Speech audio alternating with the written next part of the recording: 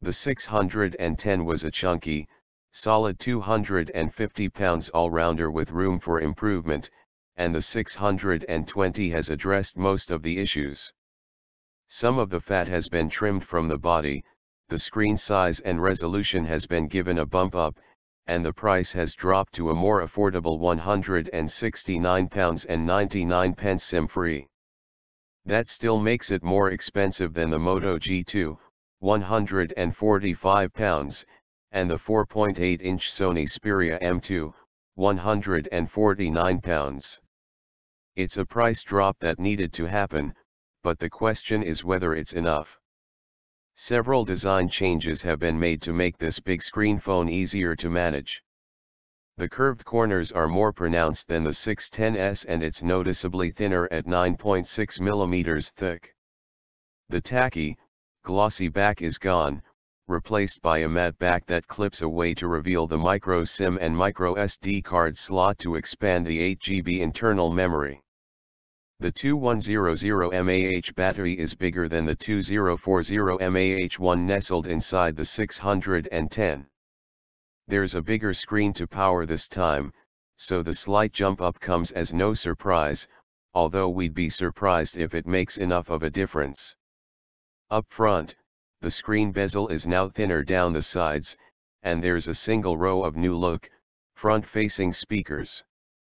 The 5-inch Super LCD screen has a 720p HD resolution with a 294 ppi pixel density, matching the Moto G2 for sharpness. It's a big step up from the 610S 960x540 display for resolution, clarity, and color accuracy.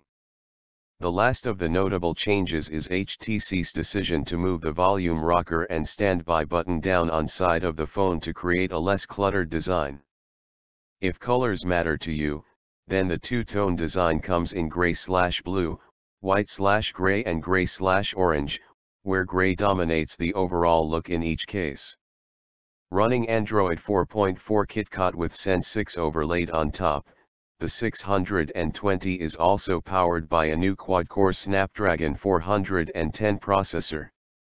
The successor to the Snapdragon 400 CPU is guaranteed to be the mainstay for mid-range phones from the likes of HTC, Sony, and LG this year, bringing 32-bit and 64-bit support, as well as quick charge technology. The 410 CPU is accompanied by an Adreno 306 GPU to take care of 3D gaming, and 1 GB of RAM to handle multitasking. In the camera department, there's an 8-megapixel main camera with a 28mm lens and an LED flash. That's the same setup as the 610s, although things have changed up front with an improved 5-megapixel BSI sensor.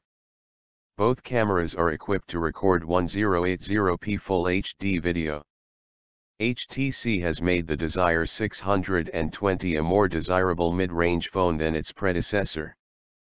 The jump up to a 5-inch screen isn't something you really notice, and, while spreading 720p HD across a bigger screen doesn't always pay off, it's a big improvement on the 610.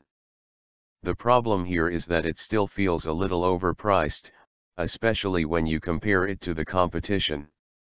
There's nothing that really stands out that would make you want to spend £30 to £40 more when you can get a Moto G2 or Zenfone 5 for cheaper. If HTC manages to deliver battery life akin to the One M8s or proves that the 410 processor is that much snappier than the 400, I'd be inclined to change my mind. Right now, it's just a more expensive Moto G2 alternative.